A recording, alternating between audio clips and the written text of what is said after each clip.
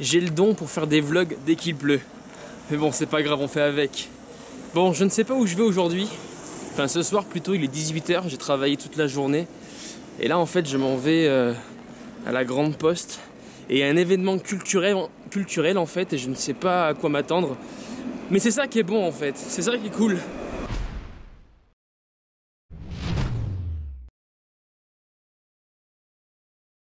Je vais découvrir quelque chose. Et c'est hyper important. C'est hyper important d'être, je pense, pour développer un style de vie séduisant. C'est ça qui nous intéresse en fait. Hein, parce que quand tu vas voir une nana dans la rue, dans un parc, en soirée, c'est cool si tu sais démarrer une interaction, c'est cool si tu sais te présenter, mais si t'as rien à raconter, il va rien se passer.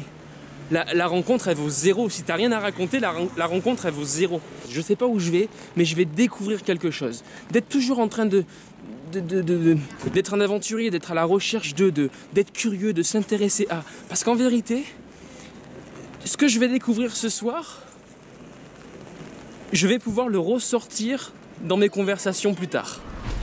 Même si ça me plaît pas, même si ça m'intéresse pas, j'ai des choses à raconter. Tu vois, je prends l'exemple d'hier soir.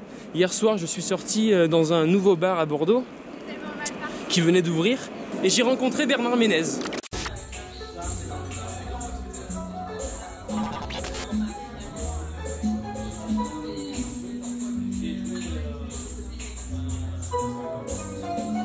Bernard Ménez, qui est pas très connu, mais tu vois, c'est tout de même quelque chose que je peux raconter si jamais dans une conversation on parle de cinéma, on parle de chansons, on parle de vieilles chansons, voilà, je peux ressortir cette anecdote-là.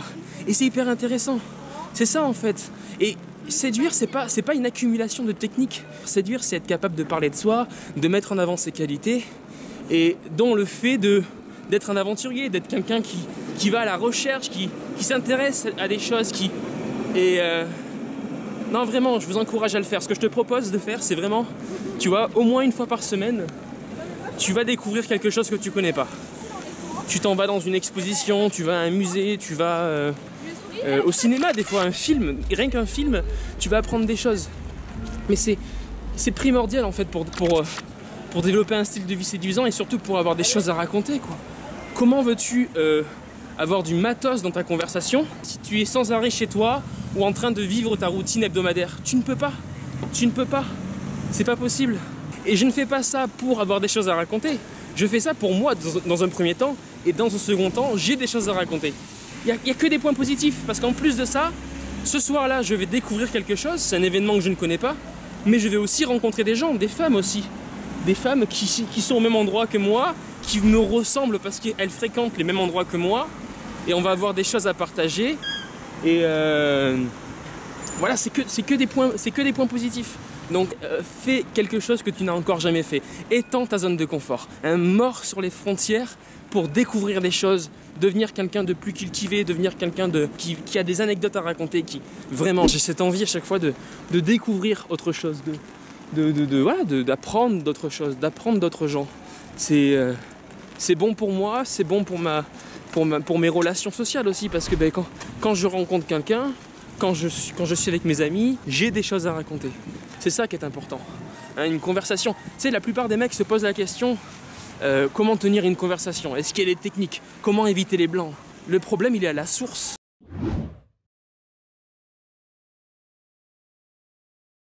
Le moindre sujet qui sortirait de la conversation, hop, tu penseras à une anecdote, tu penseras à quelque chose qui t'est arrivé. Donc voilà. On va aller découvrir ce qui se passe à cette soirée. Si je reste pas 3 heures, c'est pas grave. T'es pas obligé de rester jusqu'à 1 h du matin à ta soirée.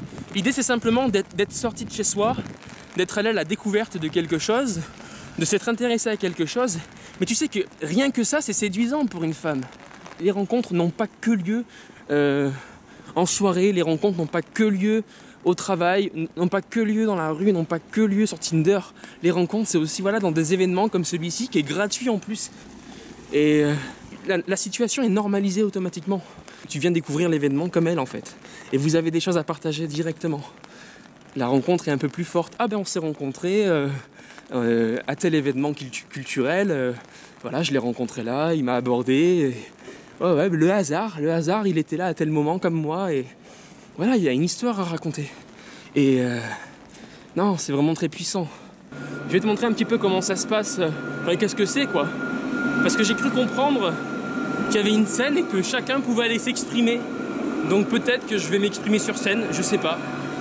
Peut-être que je vais monter sur l'estrade et parler de je ne sais quoi. Tu vois, c'est kiffant ça. Moi je kiffe ça, je kiffe ça, aller découvrir des choses comme ça. Mais c'est aussi pour ça que je me suis mis à aborder des femmes, que je suis passé à l'action. Parce que je voyais ces dames comme ça traverser la rue, ces filles traverser la rue. Je dis, ah, wow, elle me plaît.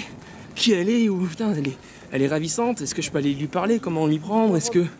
Voilà, c'est mon état d'esprit. Et c'est comme ça que tu grandis, c'est comme ça que tu t'améliores, c'est comme ça que tu deviens une meilleure version de toi-même en allant vers les autres. Socialement aussi, t'es respecté quand tu fais ça.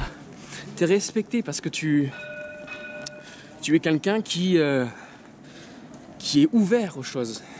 Donc tu vois, et il y a un truc aussi que je fais de plus en plus souvent, c'est que maintenant j'arrête de prendre le tram. Ça c'est un truc qui est hyper important, que je kiffe faire maintenant, c'est marcher un petit peu. Tu vas lever la tête, regarder les immeubles, découvrir...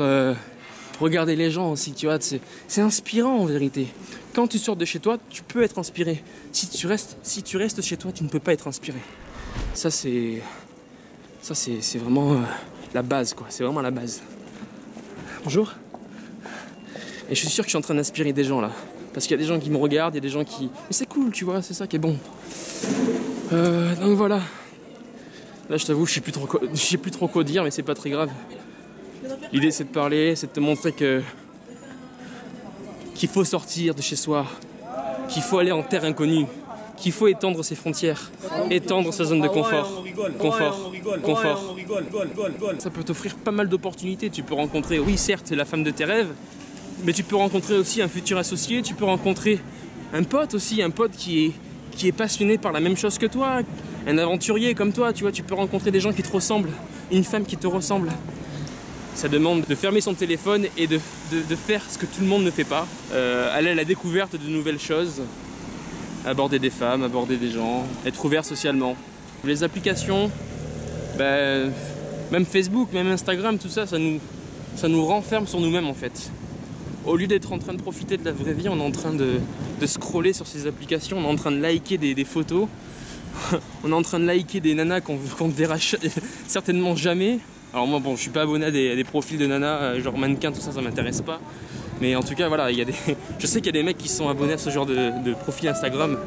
Et en fait c'est une vraie perte de temps quoi. C'est une vraie perte de temps.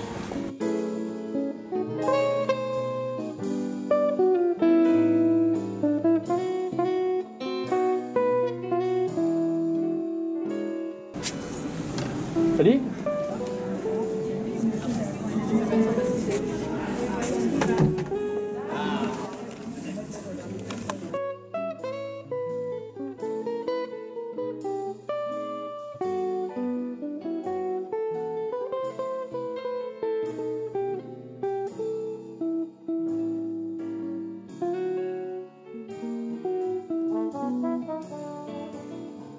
La rencontre avec l'autre est essentielle. On ne est que ce que l'on ignore.